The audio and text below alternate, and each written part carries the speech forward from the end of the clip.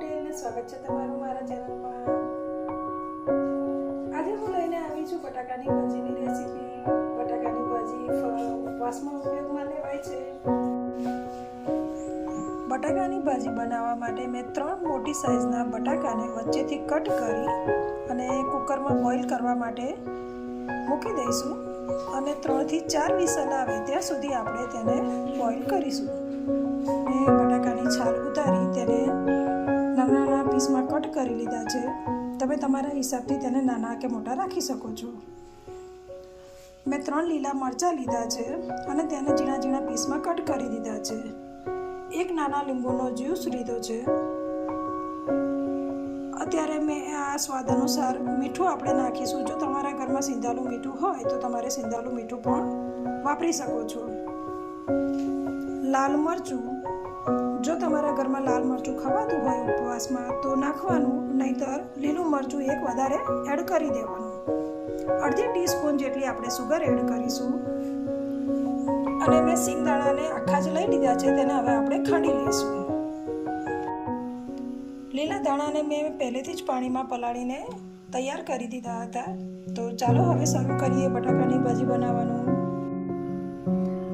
જુઓ ફ્રેન્ડ્સ, બટાકાની ભાજી બનાવવા માટે મેં 2 થી 3 ચમચી તેલ મૂકી દીધું છે ગરમ કરવા માટે।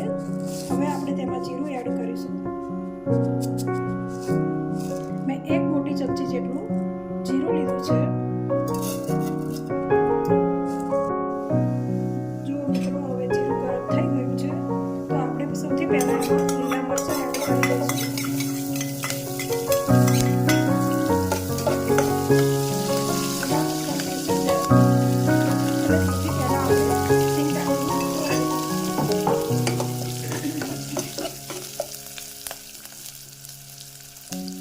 તેને પણ આપણે સારી રીતે સાંતળી લઈશું।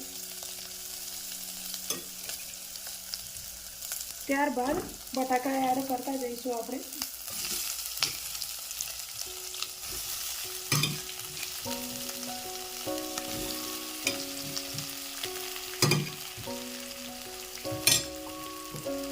સ્વાદ અનુસાર મીઠું,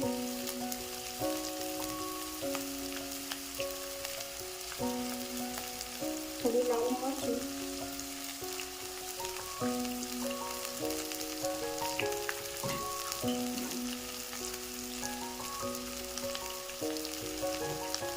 જે લીંબુનો જ્યુસ આપણે કાઢીને તૈયાર રાખ્યો હતો એને પણ હવે આપણે એડ કરી દઈશું। અડધી ટીસ્પૂન જેટલી ખાંડ એડ કરીશું।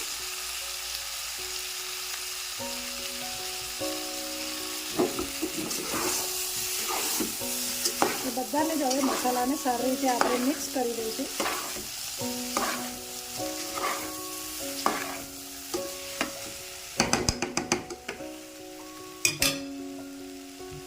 હવે જે આપણે ધાણા ધોઈને રેડી રાખ્યા હતા એને પણ એડ કરી દઈશું।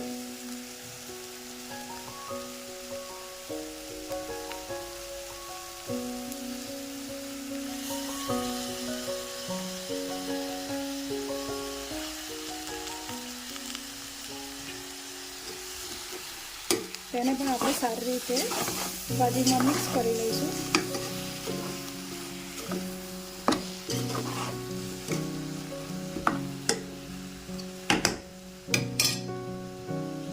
તો જુઓ મિત્રો, આપણી બટાકાની ભાજી બનીને તૈયાર છે સર્વ કરવા માટે। તેને આપણે તમે દહીં સાથે કે છાશ સાથે પણ ખાઈ શકો છો। તે બહુ જ સરસ લાગે છે।